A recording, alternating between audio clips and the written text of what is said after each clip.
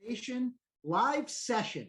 Now, whether you're joining us from YouTube or Facebook or LinkedIn, or you've had the good fortune to be part of this conversation on Zoom, I'm Glenn Yopis, and on behalf of GLLG, thanks for taking the time to join us today to learn from the wisdom of New York Times bestselling author of the book Self-Made with my dear friend, Nely Galán. Now, I'd like to remind everyone that this is an open conversation. If you're joining us on Zoom, please feel free to submit your questions and thoughts by using the Q&A button.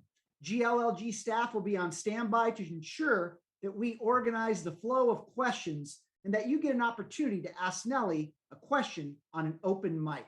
And we also welcome you to subscribe to our YouTube channel and social media at Glenn Yopis so that you can stay in touch with the most recent content about leadership in the age of personalization. Now, before we get started, I have big news. I'm thrilled to be able to announce that October 21st will be the date of our 2021 Leadership in the Age of Personalization Summit that will be hosted by Lightspeed VT in Las Vegas, Nevada, again on October 21st.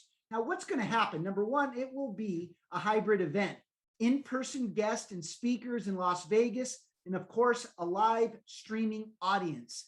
See, what we're going to do is tackle why people have felt suppressed their entire professional careers and how institutions have a way of unknowingly suppressing the individual because they allow the limitations of standardization to get in our way. So what are we going to do on October 21st? Well, we're going to assess how we've had this tendency to suppress individuality. We're going to interrupt the models that have really created barriers to get us to unleash our individuality. And then we're going to really dive deep into how we begin to pivot to ensure that we are evolving at a time where we've been stuck between these two forces of standardization and personalization much too long. So without further ado, I'd like to now unveil the world premiere of the Summit Reveal trailer video. Let's roll it.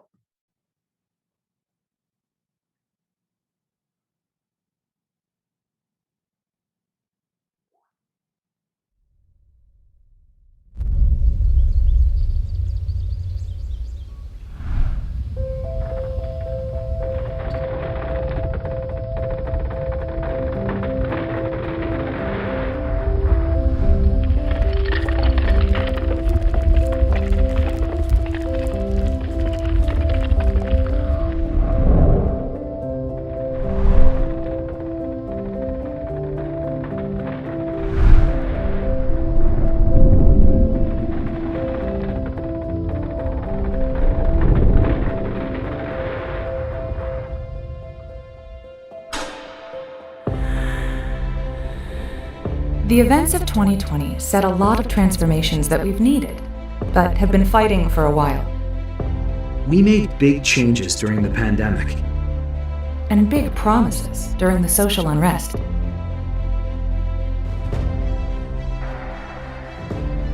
We were forced to wear masks, but we also realized that we'd been forced to wear masks our entire lives. And we're tired of it. Whether or not we can sustain those changes and fulfill those promises comes down to what we do from this moment forward. Just when we thought, whew, glad that's over. Now comes the hard part. But if there was one lesson we can take from the last year, it's that whatever we're trying to accomplish, we need people at their fullest capacities, connecting with and elevating each other as we contribute to a shared mission. On October 21st, we will come together to explore how we can unleash individuality by interrupting our assumptions about who belongs where, doing what, and how. That's why we will bring together not just leaders and decision makers, but also those who are trying to unleash their individuality.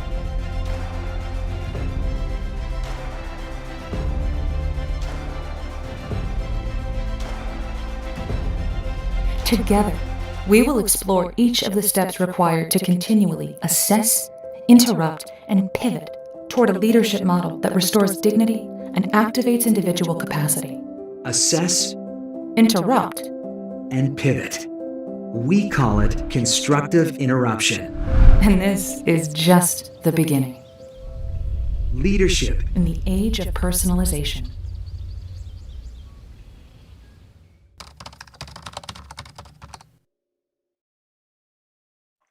Well, if that didn't inspire you, I hope that makes you reflect, especially as we begin our discussion with Nely Galán. See, today she's going to help us examine how to make the shift from the age of standardization that limited our individual capacity to the age of personalization that unleashes one's individuality and allows it to flourish.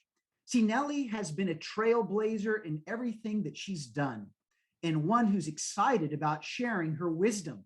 Now, why is this so important? See, in 2020, we all witnessed the collapse of the standardization model, a model of leadership based on command and control, hierarchy, or silos. It was a type of leadership model that was based on defining measures of success for people and then rewarding only those who met those measures. See, it was about putting people in boxes and categories. It was about creating barriers. It was never about how to unleash our individuality. And what is truly distinct about Nely is that she knows, and you'll see it, you'll feel it. See, Nely knows how to enable the best from people. And she not only knows how to empower you, but more importantly, she knows how you can empower yourself. See, Nely Galán is a self-made entrepreneur. She was the first Latina president of entertainment for US network television, Telemundo, and an Emmy Award-winning producer of over 700 television shows in English and in Spanish.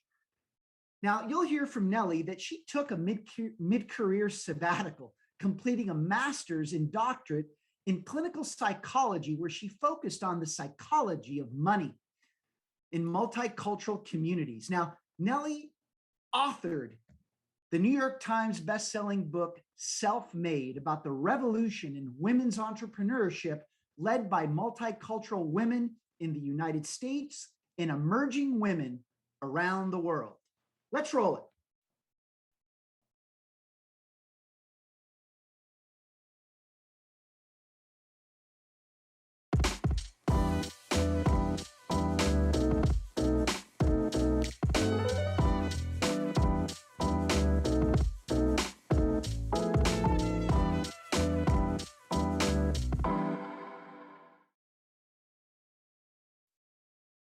Hola, Nely, ¿qué tal? Glenn, so happy to be here with you.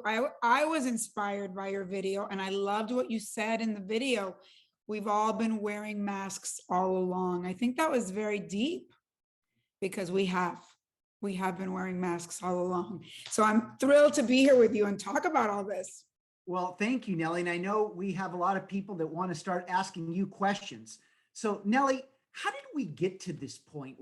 Why did we all of a sudden, you already got ahead of where I was going. Why have we been wearing masks our entire lives, but it took a pandemic for us to actually realize that? I think, when I decided to write my book, Self-Made, it's because to me, self-made is like a triple entendre, right? So people think it's about entrepreneurship, but in reality, to me, what it meant was that to make it to the end of your life, you have to make yourself over, DIY yourself, evolve, grow over and over and over again. And I think one of the things I talk about in the book specifically is that we all think there's a Prince Charming. And women think I'm saying it just to them, but I'm saying it to everybody. We think the company we work for is Prince Charming. We think the school we go to is supposed to save us. We've grown up in a society in the United States a little bit first world entitled, with this feeling that everyone's going to come along and save us or fix us. And we put a lot of emphasis on the system. You know, we believe that if you go to Harvard, all these things are going to happen to you. If you work for Google, all these things are going to happen to you. If you marry the right guy, there's a lot of Prince Charmings in the world. And I think, you know, I guess I start the book by saying, I think that's a bunch of BS. I think no one is here to save us. No institution is here to save us. No entity, no government is here to save us. And I think that when you finally get disappointed enough, and I think the pandemic just, everything we thought should happen or could happen or would happen, we realized it's the emperor's new clothes. Everything's a lie. So when you start from the place that everything you've been told is a lie and you start all over again, and you finally surrender to you are it, you better go inward. You better really face your fears, your lies, all your issues. And I think for me, going back to school and going to psychology school really helped me, because I think we all carry so much baggage and so many, we have so many issues we bring with us to everything that don't allow us to really blossom into who we were meant to be. It's interesting. Speaking with senior executives and emerging leaders on a daily basis. Nely, here's a reality that I've seen myself. Is it all those people that we thought were our Prince Charmings? They are completely unprepared for what's about to hit them now. Why? Because the system played in their favor. And now those emerging leaders recognize what that system did to them, and they don't want anything to do with it. I mean, we're talking about emerging next generations that are not inclined to assimilate to any system. But what do you tell? What do you tell an executive who recognizes and is concerned about their own obsolescence? Oh my God, I mean, they should be concerned. I think the first thing we have to do in life is stop pretending that everything is okay. I mean, we just went through hell. I mean, personally, here I am telling all of you what are my thoughts and what has worked for me. I've had the worst year of my life. My parents got very ill and almost died. I'm having to move from the state that I live in. My business was turned around. I mean, in some ways it was better because I could do virtual work, but in other ways it was worse. So I'm telling you that we all better start from, our ego has to leave the room, and we all have to be very real with ourselves about the fact that we have to admit we don't know, or that our life sucks, or that things are bad. And I think when we start from that place, we are relatable, and we're relatable to each other. So that ego trip of this sort of patriarchal system of a pyramid and who's at what level obviously hasn't worked. And when a crisis happened, a worldwide crisis, it's like playing dominoes. All the pieces started falling, and then you realize, okay, how do we begin again?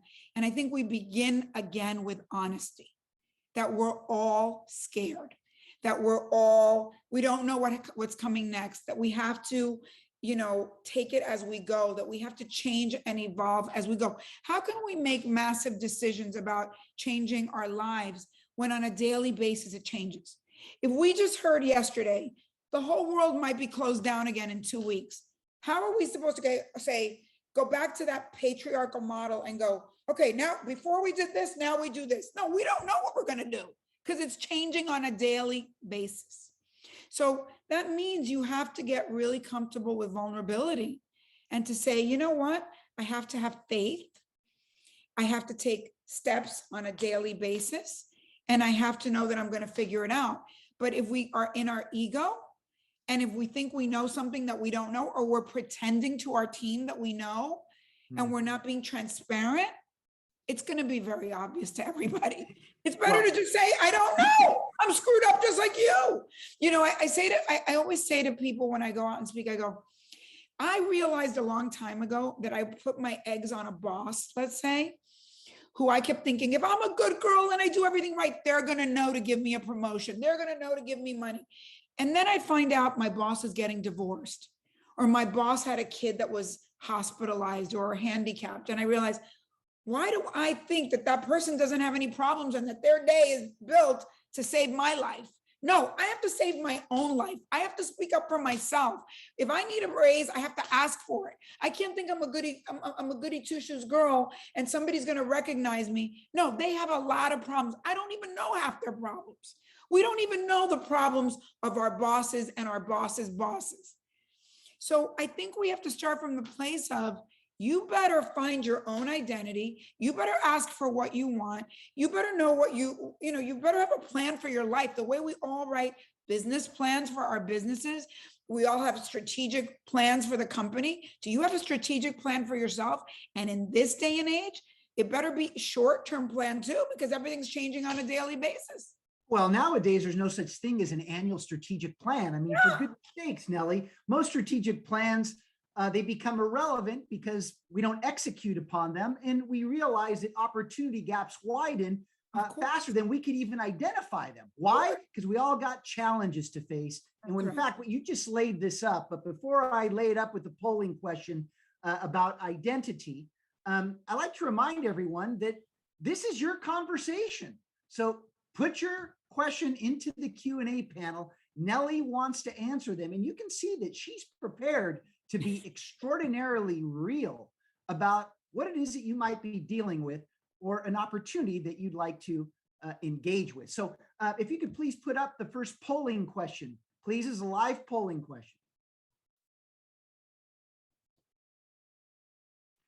So does your organization pressure people to conform to an identity they care about rather than helping them discover their own, or your own in this case?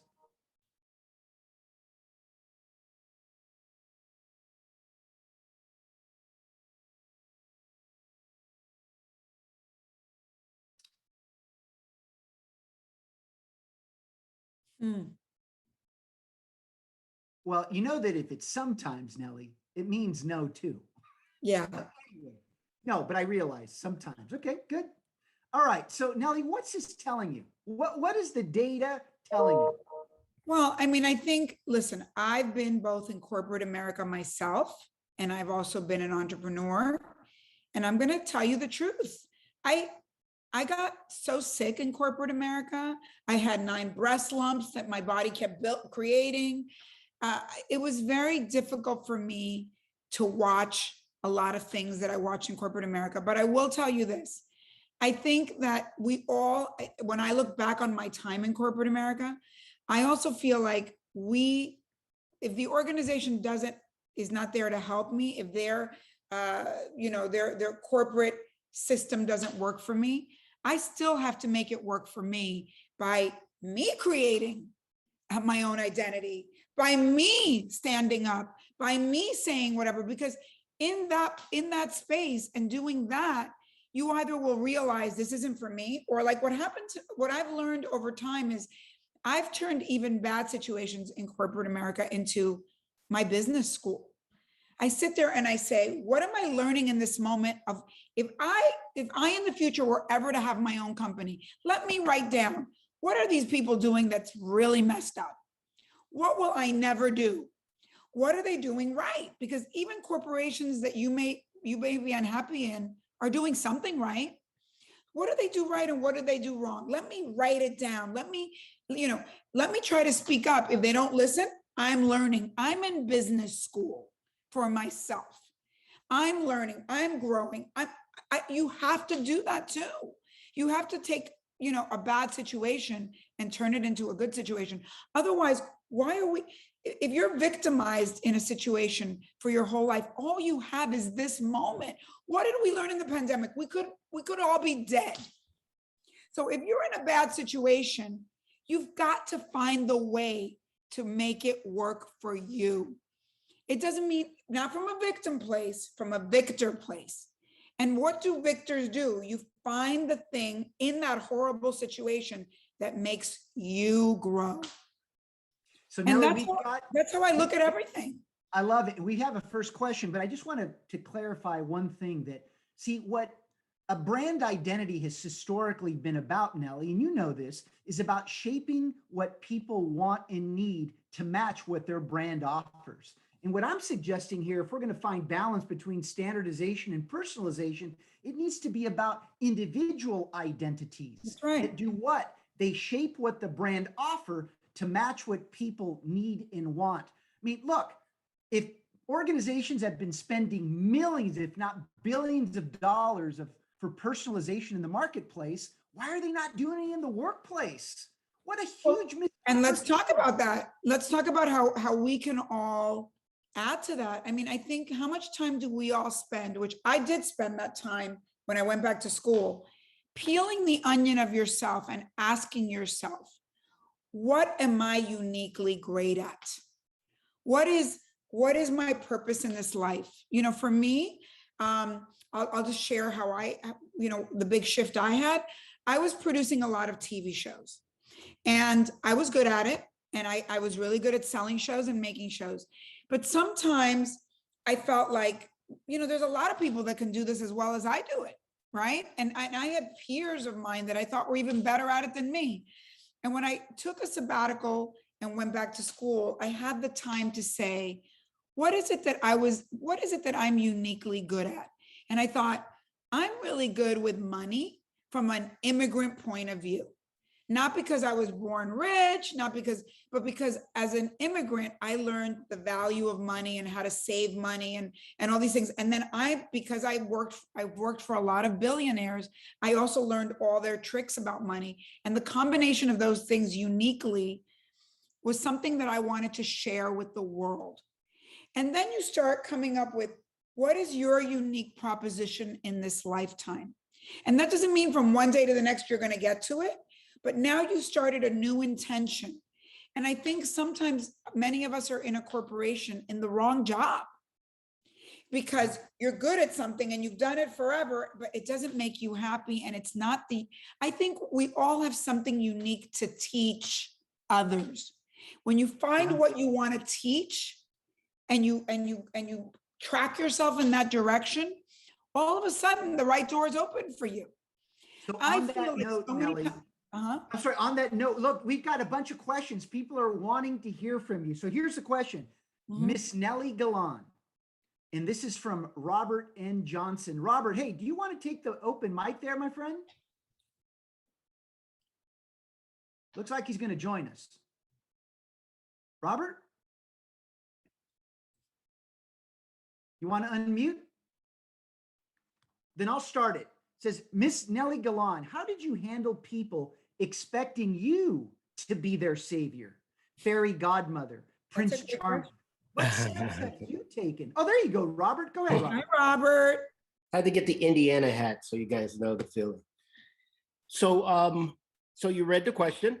Yeah. There's two questions, really. It's number one is, how did you handle people expecting you to be the savior? No, I get it. I get it. And I've had that. But the other question I have is, when did it click for you? And was it something major? When did which thing click for me? Being self-made. What was the aha? Okay. Was it major or did it just happen? Okay, I'll tell you both. Thank you, Robert. First, let me answer the first question. I think that I have definitely been a savior for a lot of my parents, starting with my parents who are immigrants. Immigrant kids are the saviors of their parents. So I tend to choose people that need me to save them. And what I realized is that I cannot be a wounded healer. I can't be saving the world until I save myself. And that happens at times for a long period of time. And sometimes I have it to give. And sometimes I don't have it to give. Right now, I don't really have a lot to give. I'm working on myself. I'm moving cross country. I'm dealing with elderly parents that are dying. And I've had to, I'm doing this with Glenn because I love and respect Glenn so much, but it would have to be a Glenn right now that I'm such a good friends with. But right now I'm taking care of myself. I'm in a period where I need to heal myself. So Robert, that is a job of boundaries. And the way that you can handle that is as being as honest as I'm being right now. When people ask me for help and I have it to give, I give. And when I don't, I'm like, you know what, right now, I'm wounded myself. I can't help you right now. And that's okay to say. We are even people, I hate when, for me, I've had so many people that I've admired that are gurus and that, are teaching and you hear, and then we expect them to be perfect. And nobody is perfect. Nobody has a life without pain. Nobody has periods, even the people that have their act together. I think like I have my stuff really together. And right now I'm wounded. That doesn't mean I'm not going to be okay 6 months from now or a year from now, but I won't be okay if I keep giving to you and then I'll resent you because I'm giving to you and I need somebody to give to me right now. So I have to be that honest. And you know what? This year I went back to therapy. I've gotten coaching. I've called my friends. I've said, I really need you to help me. Like with my parents, I've called all these friends of mine. Said, I don't know how to handle old parents. I don't know what to do with, I don't know about assisted living. I don't know what to do. I don't know if that's bad, if I'm Latina, all that stuff. You have to give and you have to allow people to give to you when you're wounded. So that's the answer to that question. I think in terms of self-made, I think I did have an aha. And the aha that I had was that I realized that sometimes in corporate America, when I was running Telemundo, I felt like I would work on things that I really loved. And for whatever reason, that thing didn't turn out to be so financially successful. And they'd say, don't do that anymore. And then they'd give me a project to do that was really horrific, with horrible people, with kind of horrible results, in my opinion, maybe bigger than, but great financial results, but bad results, and maybe in terms of the environment or in terms of, the harm that project did. And they'd say, go do more of that because it's all about the money.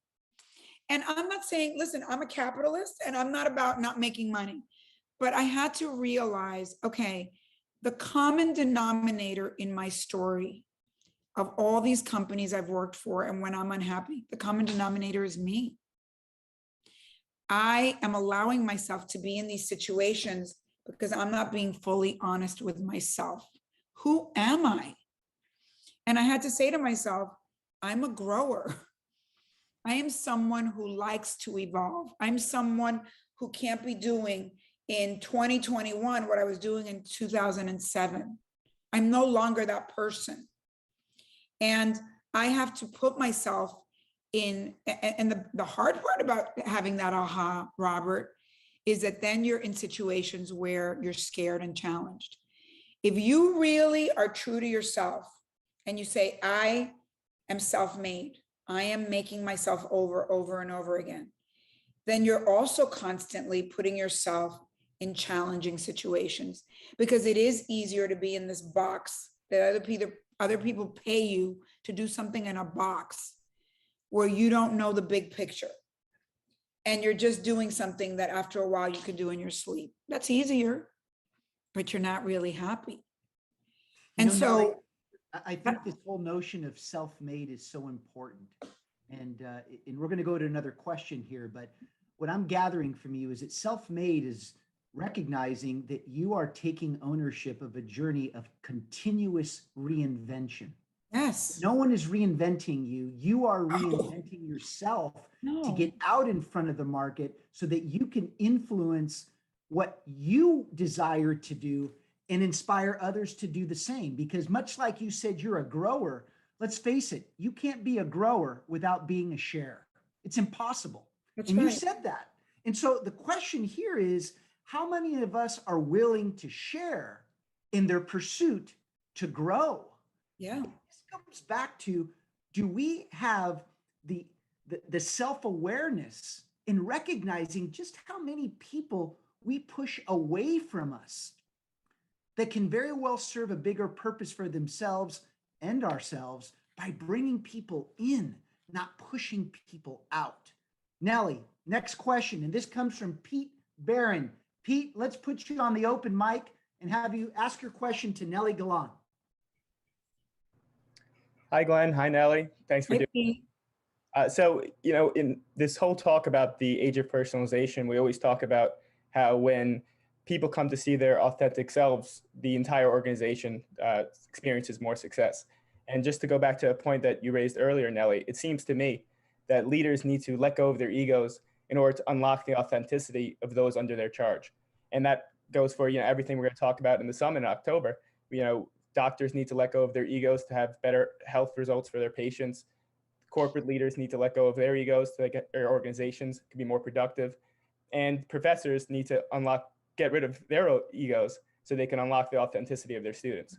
So Nelly, if you would, can you please just expand upon what leadership removed from ego looks like in the real world?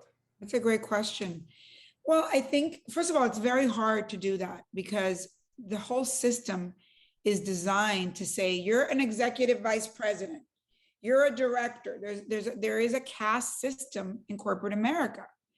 And that caste system, it's almost like, I think of it in my world of TV that you cast actors in roles, right? And so you're casting people, and then there's a lot of identity around being a senior vice president or this or that or whatever.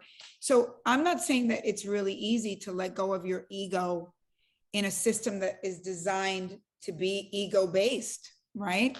But I think what we're saying is it doesn't work. It's kind of a bunch of BS because it doesn't also allow those leaders to say that they feel wounded, to say, I don't know, I'm worried too. I don't know if I'm going to get the next promotion. I don't know if, whatever. So I think it is work that you have to do with yourself. Again, it's inside work. It's an inside job. And I think for me, I can only tell you how it looks to me when you have an egoless, and look, nobody's egoless completely. Like we all have some ego around our work. I mean, I think that's a lifelong battle to let go of your ego. It's easier as you get older because you're wiser, but it's harder when you're young, And I think that what it looks like for me is total transparency. I have a very young staff that I work with, and I totally, I don't sit there and go, it's not like I spend my days crying, but I'm very honest with them about, first of all, I teach while I work. I go, let's say I'm just going to give you an example. That in many of our businesses in corporate America, and even in my small business, data collection is very important, right? We're in a data world. And you have these young people and they go, why are we doing this? And I've got to do this boring job. And I try to say, well, when your mother was young and when we were, we all maybe went out and like marched and did these things and we met people that were like-minded. I said, now we collect data and we can email people directly and reach people that are like-minded. And I realized, and they go, oh, so this job is really important. And I realized like, we don't do that enough. Like, so transparency is on all levels. Like, why are we doing this? You've got this little job over here. Why are we doing, what is the macro of what we're doing? I don't think enough corporations explain to all the people, you say, this is the mission of the company, but you don't really explain why every job is important. So you might actually think, wow, I kind of like this. Yeah. You know what, Nelly, you just hit it on the head. Large institutions don't help the very people that they're serving to find the significance in what they're doing. They don't. And I share that because, we talked about wisdom. Look, let's face it. We're transitioning from a knowledge to wisdom-based economy. It's no longer just about what you know, but what you do with what you know. And I've come to learn this, Nelly, that even some of the youngest people are the wisest. In fact, how about if I told you this, Nelly, that Pete is going into his junior year in college and he's asking these types of questions. Of course. Now, I share that because people from our generation would have never asked such a question when we were his age. Why? Because they've witnessed the dangers of standardized thinking that is very limited and that puts people in positions of vulnerability every single day. but they're not wise enough to share it in order to get out of it. And the system just keeps churning and churning and churning. Now, we've got our next question from a friend of both of ours, Nelly, a dear friend of ours, El Señor Armando Arzalosa. Armando. Oh, I love Armando. Hi, Armando. Armando, great for joining us. Please ask your question on the open mic. I love it. Hey guys, it's so good to see you all. You Great look to see great. you, Armando. Hi, Armando. Hola Nelly, ¿cómo estás? Muy bien, ¿y tú? Bien, gracias. So I thought, everything you said, I think, really just rings a chord with me. And of course, everything Glenn says, we've been talking about this for years. How do we move people away from, this kind of standardized thinking to think outside the box and to look at, really what's going around in the country and then react to it in some more profound way. So I wanted to, as I say, kind of land the plane around this question is, speaking of change and, the profound shifts that we're seeing, I mean, there's nothing happening in the country that's more vivid than the multicultural markets. I mean, we're seeing, soaring purchasing power, younger, larger populations, more influence across music and cuisine and fashion and television, which, something that more than anyone about. But we still see this kind of standardized view of, how we invest in these communities, and we can't figure out a way to tell that story any different. And I know you've been talking about this for years, and Glenn has as well. But how do we change that paradigm? How do we shift people's thinking, major CEOs, to increase their investment in a market that frankly doesn't? I mean, it doesn't take a lot to understand why we should be increasing investment. But we just can't get them to get there, despite all the movements and the protests and everything that we've been talking about in this country for the last year. We still don't see that level of investment because of the standardized view. How do we shift that paradigm? What do we do to get people to look at this a little bit differently? Armando, I have to be honest with you. I feel like a lot of that problem is our fault.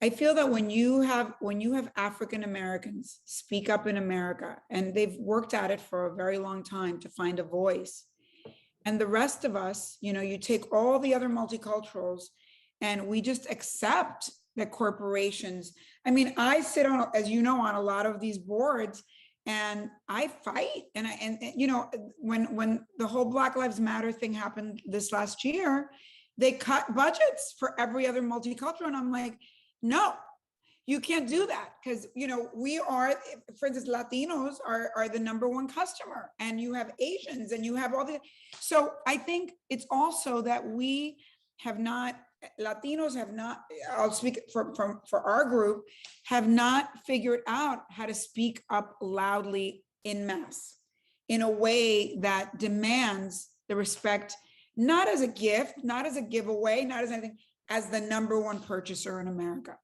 So I feel like I look at my African-American friends and I feel like, hey, you know what? They have figured it out. Now, maybe they're a little more revolutionary than we are. And I explain to them all the time, Latino history, Asian history is not taught in schools.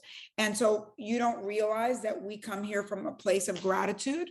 And so we're a little, we're more like, let's sweep everything under the rug and not speak up, and everything will work out. But what did I start out saying? There's no Prince Charming.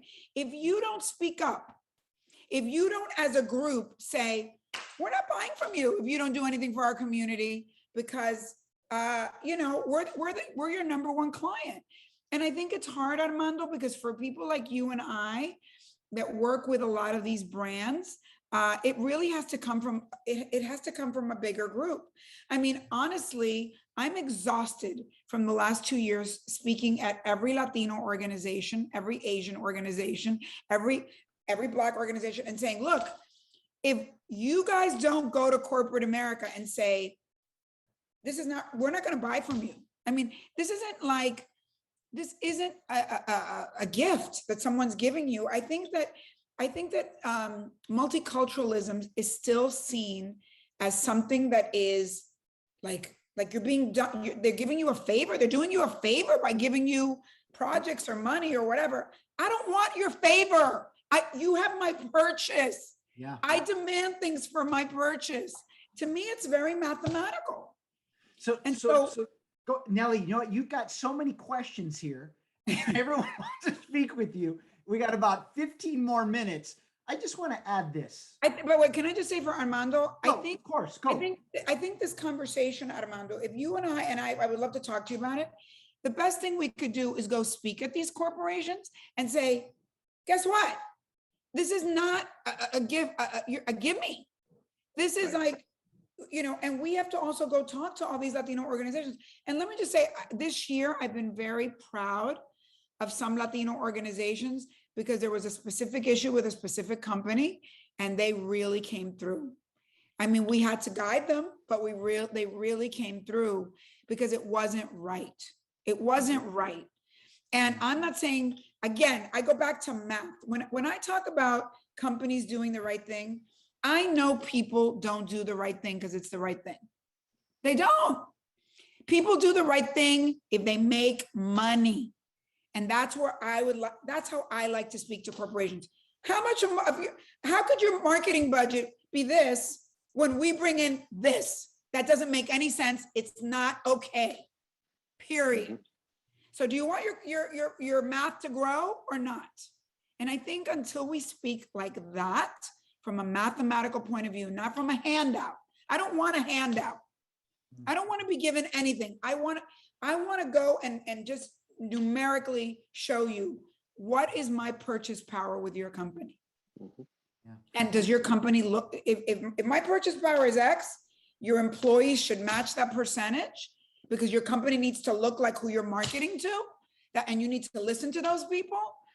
And you should also give back to your marketing budget should also be aligned with that.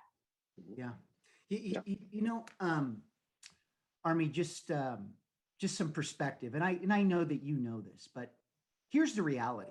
We've never been consumer centered. Never. We've never made it a priority to give what the consumer really wants. And I know that's a very controversial statement because if it were true, then we wouldn't be having this conversation that we've had for years. The flip side of this is, you know, look, I don't care if there's a chief marketing officer in a large corporation that has 30 years of experience. Tell me what you know about marketing and the consumer for the last 5 years. My whole point is, and I'm learning this because this all overlaps, Armando, is that I know that this will change. It's unfortunately, it's the people that are touching this segment, these segments, or even the people that are leading DE&I. Here's some reality. You know what most of my calls are? With people who have flat out told me, Glenn, what do I do? Every day I have 20 browsers open on my computer.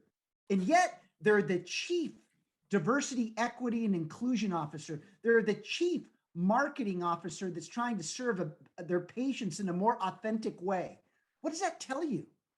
There is a level of knowledge and wisdom that's just flat out missing. And Army, look, let's have a conversation offline. We need articles. We have some ideas. We need to use the media to tell the story. Yeah. And we need to not be afraid. I'm learning, Nely, that the story isn't enough. It's literally going into these boards and saying, what is the composition? What is the readiness? Right. If you aren't ready to move, you're out. We need to start getting out in front of where our populations are in this country. It's going to destroy our economy if we don't. Look, Nely, thank you so much, Army. Let's have another one-off call. We have an anonymous attendee. I'm just going to ask you to answer this one quickly because we do have about 5-6 other questions and they're big meat questions. This one is from an anonymous attendee and I'll read it. When I think about myself, I think about the community I'm a part of. But who is our community? What terminology do we use to represent us? What are your thoughts about the Latino versus Latinx terms? Well, you know, I'm older, so to me, Latinx, I don't even get that term, to be honest with you. I don't know what, you know, what it is, or what, but you know, identity is very personal. So I respect whatever anyone wants to call themselves. I think the question, just to answer your question, I think the key to the whole story is identity is however you identify, right? And to me, I think that my secret sauce And I think Glenn started out by saying this. It's like so many of us want to become something else than what we are, when what you are uniquely is what makes you special and what makes you valuable in a corporation or in your own business. So I'm gonna throw it back to you, and I'll tell you how I do it. Okay. I learned this. This is not my idea. I learned it from Sandra Cisneros, who's one of my best friends, who's a Latina writer, very, very renowned Latina writer. And she says a great writer asks themselves 10 times 10 questions. What are the 10 things that make you unique in your family? What are the 10 things that make you unique from the culture you come from? What are the 10 things that make you unique from the religion you come from the street you live on, from the state you're from the party that you, the political party that you are from. Anyway, you do 10 times 10 and you see what are the things that keep coming up. What are the things that really, like, so in other words, if I'm Latina and you're Latina, there's another Latina out there, how could I write or how could I devise a career from a unique place? Even though we're both Latinas, we might have the same education, whatever, but there's unique things. Like you might say, what makes me unique is I used to be an addict. What makes me unique? Sometimes the greatest things come from a painful place. And that's your secret sauce, because you can identify in a way that other people can't identify with other people's pain. So what are the 10 times 10 things? And then narrow it down to what are the top 10 things that keep coming up? And that's your identity. And in my case, Latina, Cubana, immigrant, all these are very much a part of my identity. And then that is your secret sauce. That is the thing that's going to take you to the moon. And when you deny that, when you run away from that, you're missing the boat. That's the thing that's going to take you to the mountaintop. You know, on that point, you know, we're all living an identity crisis. You've made that perfectly clear today, Nely, but I'll just say one thing about the Latino identity. And I'm going to be a little bit tough here. We need to stop running away from the problems. We need to be more accountable. I mean, when our African-American friends were challenged with Black Lives Matter, what do? What more can we do? And I think we all need to recognize that our identity becomes stronger when we're pushing the same agendas and passions and opportunities forward together. So we've got, speaking of, we have another Latino joining us, Rafi Rodriguez. ¿Qué tal, mi amigo? How are you? I know you have a question. Let's put you on the open mic. Hello, Glenn. Can you hear me okay? Perfectly. So nice to hear your voice, Nely. Rafi. Saludos desde Dayton, Ohio. Wow.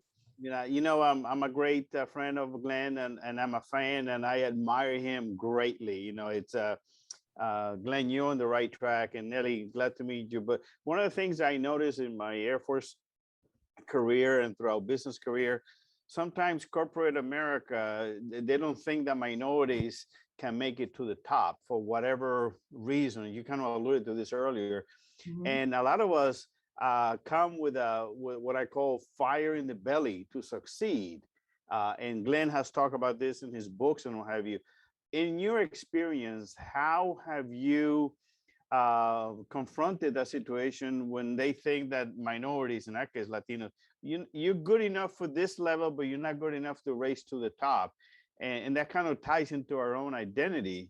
You know, maybe it could reach even higher than you top. So I would like to hear your comments on that. Well, I'm Rafi, great question. And I love that you have a military background, because I often say that, you know, I'm a big military lover of the military, because I believe not that the military is perfect, but the military to me is the best example of a system that I think could work for corporations, because it's a meritocracy. Mm-hmm. You know, as you know, in the military, that you could start at the bottom and you can work your way to the top. And if you do, and not everybody is willing to do what it takes to get to the top, let's be honest. But in a corporation, it's not a meritocracy. And I think the elephant in the room is that corporations are very political places. There is a caste system.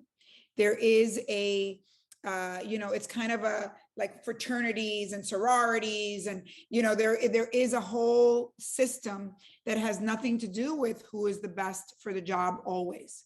Now, with all that being said, you have to know that I was the first Latina to become president of a TV network in the United States, that nobody wanted me for that job, that I was not on the short list for that job. And I have learned a lot from working with billionaires. I'm blessed that I started a business launching TV channels abroad for American companies when I was very young.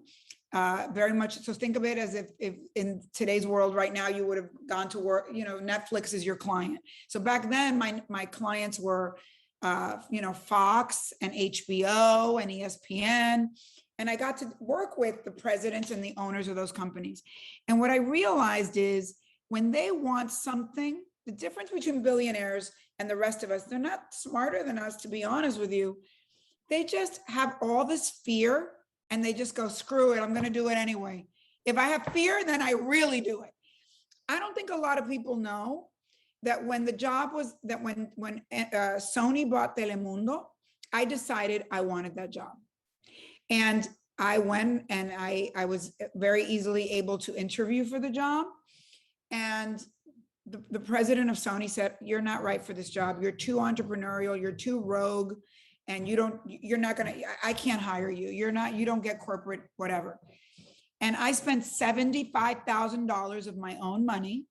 And I made a tape, very much like the tape that Glenn just showed us in the morning, earlier in the thing. I made a tape of what I thought Telemundo should be. And I sent it to the chairman of the board of Sony. And so that guy from Sony got really mad that I did that. But guess what? The guy that was his boss said to him, you need to hire her. You're not Latino. She's the one, she knows. And he was, he made my life a living hell. I won't lie. But to his credit, he said to me, wow, Galán, when they call you Galán, when men call you by the last name, you've made it. Because you're one of the guys. He goes, wow, Galán, I don't like that you did that, but like, high five, man. That was a good move. Like, he respected me for doing it. Excellent, excellent. And guess what? I got the job. Now, it was not the happiest experience of my life working in a big corporation like that. But when you want something, you cannot ask for permission. You can't. This is not a country that admires wimpy people. They admire people with, pardon the French, with balls. They admire people that make moves. Yeah. Now, I will tell you this now, the me that is now 2021, I wouldn't want that job for all the money in the world at this point in my life. I've evolved to a different place. And I know I see entrepreneurial opportunities everywhere. And so why would I do that? However, I will say this, do not leave your job and go be an entrepreneur overnight. No, that's a stupid move. Thank God that I worked in all these corporations. Thank God that I thought they were business school and I wrote down everything. Thank God that I waited till I had a side hustle. Yeah. And I started doing productions on a side hustle until I landed one or two big accounts and I could leave. So not Nely, be crazy. So Nely, really quick, before we move on, we've got two more questions and we're going to wrap it up here. You just said it. Opportunities are everywhere, yet few have eyes to see them. I hate to say this, but our communities oftentimes don't have the eyes to see them because they've been so indoctrinated into standardized ways of thinking that are actually in contrary to our immigrant perspective. That's my simple answer for you, Rafi. That's great. Thank you so much. I really appreciate that, my friend. Annabelle, why don't you join us? I know you've been waiting for a while. Thank you so much for your patience. Hi, can you hear me? Perfectly. All right, fantastic. Hello, Nely. Hola, Annabelle. Pleasure to be here today. Well, at the end of the day, the true indicator of equity in the workplace is people having the opportunities to advance in their careers. And so my question is really about what are the opportunities there that you see or that you've seen, really either one of you, that you've seen can help leverage what the experience and the wisdom that the older generations bring to the workplace, and at the same time leverage the knowledge and the innovation and the creativity that younger employees are bringing, and to make that a way that they can become a higher, more productive, higher performing team together? Well, I would say that I think it should be emphasis in life. It is. And I think that we constantly, going back to the self-made, making yourself over all the time, you have to be really aware of the time you're living in.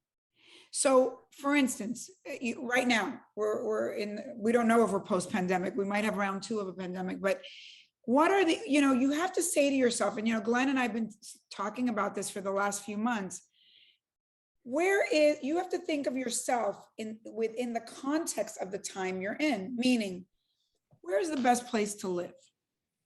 What is the best industry to be in? What are emerging markets, emerging cities, emerging businesses in the middle of a pandemic, for instance? Okay, and I think a lot of us, going back to getting stuck, we get stuck not just in a specific company, in a specific city, in a specific industry. So for instance, I come from television, right? I grew up in the golden age of television, in a moment where the Latino market, I was employee 1 of what is now Telemundo when I was a kid in a local station. Now, a lot of my friends are like, I want to get into TV, there's Netflix. Well, do you know that in today's world, people in television don't make a lot of money? Because when you have so many streamers, just think logically, when you make so many shows, nobody makes that much money in shows. Before, when I was in television, I made a lot of money in shows because there were only 3 networks, then there were cable networks. It was a different moment. So I could sit here and go, I'm going to keep making TV shows because that's what I know how to do, but I'm really making less and less money every year making TV shows. Or I can use all my skills of production, of communication, of budgeting, of all this, and pivot to an industry that's hotter right now. And I think, so going back to what you were just saying, Annabelle, I think it is also thinking out of the box. I'm telling you right now, I'm moving. I don't want to live in a place California is very expensive. We're paying state tax. So for me, that doesn't work. Maybe for somebody else that works. For me, it doesn't work. I want to live in a different place. I'm switching to different ways of doing my business. And I think it's that kind of thought. It's the people that really realize the reality of the time you're in. And don't wait till you pass the time. Start making moves. What is the next industry? I mean, like right now, all you have to do is Google, what are the top industries in America right now? And you're going to be shocked because it's not even what you think, right? So yes, obviously healthcare, anything in healthcare is hot, right? But virtual events are hot, hotter than TV. You probably make more money doing virtual events because they don't even know what it costs to make a virtual event. So you can charge it whatever. I think you have to realize where is the moving target? Where is the moving target? And instead of getting freaked out about change, embrace change. Change is good. Change brings opportunity.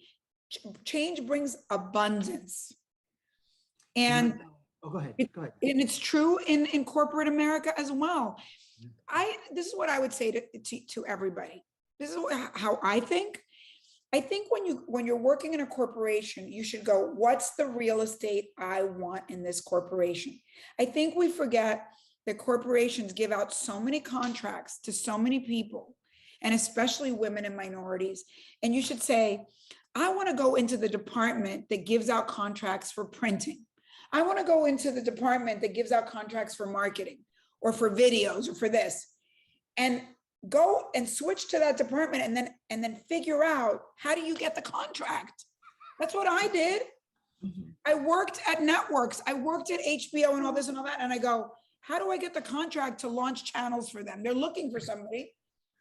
By the way, Nelly, for 3 accounts, I left. Nelly, you have the ultimate farmer's mentality. You are Supplier diversity is the answer for all of us. Supplier diversity. No, you are a company. Listen, let me talk about this. Billionaires go and work for the federal government and get paid $120,000 a year. Do you think a billionaire needs $120,000? Why do they do it? To find out where are the contracts in the federal government. Then they leave and they go apply for the contracts. This is how America works. You go work in a corporation. You should not poo-poo corporations. Go in there like you're learning. You're learning. Where's the money? Where's the thing? What am I doing? And then go track yourself to end up getting a contract. And then you split. Thank And you. then Nancy. you're your client. And all of a sudden that company that you hated is now your client and now you love them. So thank you, Nelly. So really creating a culture of adaptability and agility will help those different generations work better with each other. That's a good way of summing up everything I said, Annabelle. Very well put. Well, thank you. and I would add one more thing, Annabelle, is that if everybody just steps back a moment, what's happening in the United States? We're all feeling the tension of reverse assimilation. Mm-hmm. Think about this. In other words, if you're an older employee, as an example, and I'm not asking you that, I'm just saying that hypothetically, the best thing to do is get mentored by the next generation, because they're the ones that are defining the future. I mean, let's think about this. That's true. Why have we been in transformation mode for such a long time? Let me say this again. Why have we wasted billions of dollars in trying to reinvent who we are and become relevant again? It's one simple answer. We are trying to serve a much more knowledgeable and informed individual. Period. Period. You're right. Period. So the ones who are defining this more knowledgeable, informed individual are those younger generations who have seen their parents and their family members get sucked into the standardized way of thinking. Like I said earlier, they're not going to assimilate. So reverse assimilate with your older team members, your up and coming high potentials, and then create a community of these people who love you, and they will help propel you upward. Because when you become irrelevant really fast is when you try to hang on to that tribe that keeps on telling you that I'll take care of you when they're only taking care of themselves. So that's Glenn, a little. that is so deep. I mean, honestly deep, because I'll tell you this, I work I work with very young people, and I have to say, I think that my job is teaching them whatever it is that I know that has to do with accounting and this. Like I tell them, we got to learn this. You got to learn the legal. But they're the ones that tell me what's up. And literally, sometimes when they're telling me stuff about social media, it sounds like a foreign language to me. And I'm like, ay Dios mío. And I crack up because I go, I don't get it at all. But I'll give you a little example of what Glenn's saying. I do all this work with women and with entrepreneurs and this and that.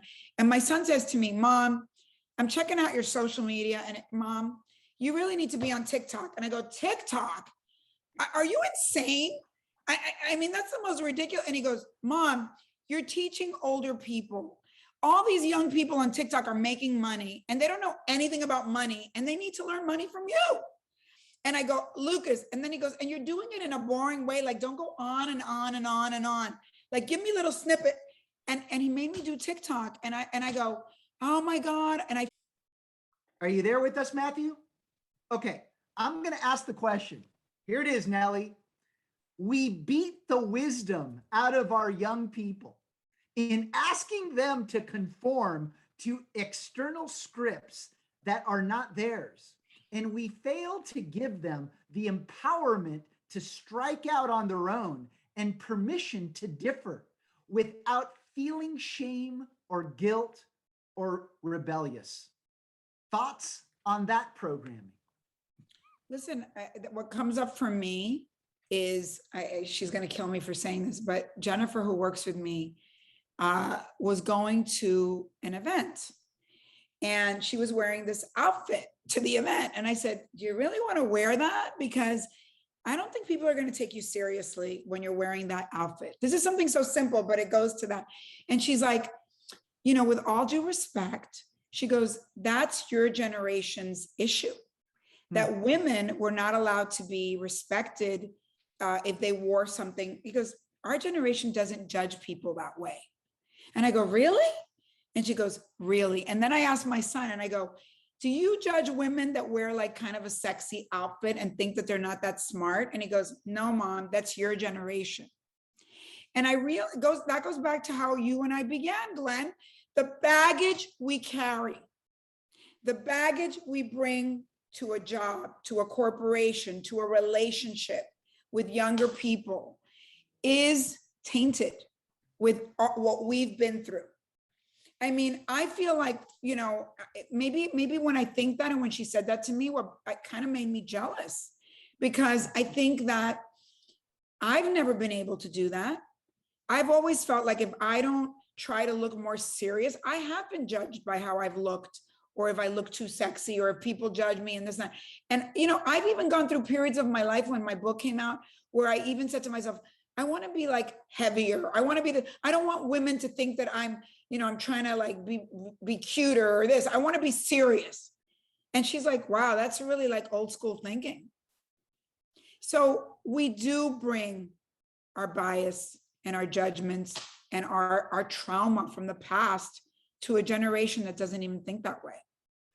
Well, and I think this is a great way to close, Nely, because what's clearly happened to our generation is we've lost sense of who we are, and we don't want to let go. We're just afraid to let go of the past, recognizing that the opportunities are just right in front of us. But what happens, we see the glass half empty rather than half full. And that needs to change. And Nely, I can't thank you enough. You have been so inspiring. You've been on fire. I mean, what's the name that they've given you? The tropical typhoon?